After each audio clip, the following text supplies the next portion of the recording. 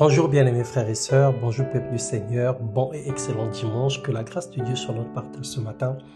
Nous allons partager la parole de Dieu, nous élevons le nom de notre Seigneur bien-aimé parce qu'il est au-dessus de toutes choses, sa paix inonde nos cœurs.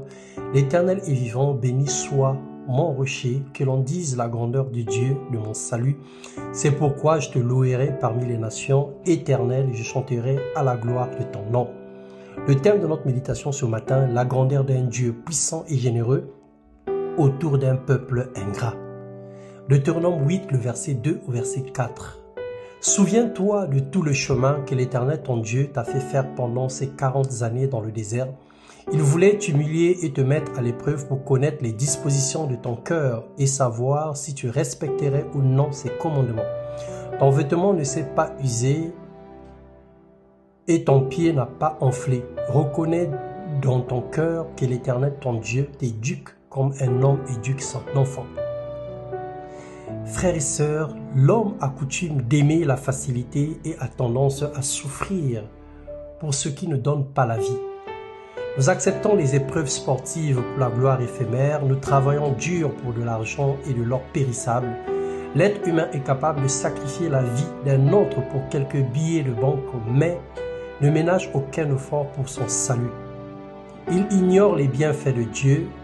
D'un revers de main, il balaie les prophéties bibliques et les avertissements que lui donne la parole de Dieu. Le Seigneur est grand, plus grand que lui n'existe pas, car le ciel est son trône et la terre est son marchepied, nous dit Ésaïe 66, le verset 1. Dans sa grandeur, il manifeste tous les jours dans nos vies. Ignorant notre rébellion, nos mauvaises actions, il s'emploie à renouveler le souffle de vie en chacun, à gracier les coupables et à pardonner les malfaiteurs. Notre Dieu est grand, son amour l'est aussi, mais sa punition est aussi grande que le jour de sa justice et de sa colère pour les ingrats et les rebelles, ainsi que les ignorants. Seigneur l'Éternel, tu as commencé à montrer à ton serviteur ta grandeur et ta main puissante, mais l'Éternel était irrité contre moi à cause de vous. Il ne m'a pas écouté. L'Éternel m'a dit, et en voilà assez, ne parle plus de cette affaire. Deutéronome 3, 24 à 27. Parlons de Moïse, dont la colère de Dieu s'était enflammée sur lui à cause du peuple. Sache que dans les derniers jours, il y aura des temps difficiles, car les hommes seront égoïstes et amis de l'argent, vantards, orgueilleux, blasphémateurs, rebelles à leurs parents, ingrats, impies, insensibles, implacables, calomniateurs, violents, cruels, ennemis du bien, traîtres, emportés, aveuglés par l'orgueil, amis du plaisir plutôt que de Dieu. Ils auront l'apparence de la piété, mais régnant ce qui en fait la force. Le Seigneur nous dit, éloigne-toi de ces gens-là. Éloigne-toi de cette nature et déconnecte-toi de ces choses.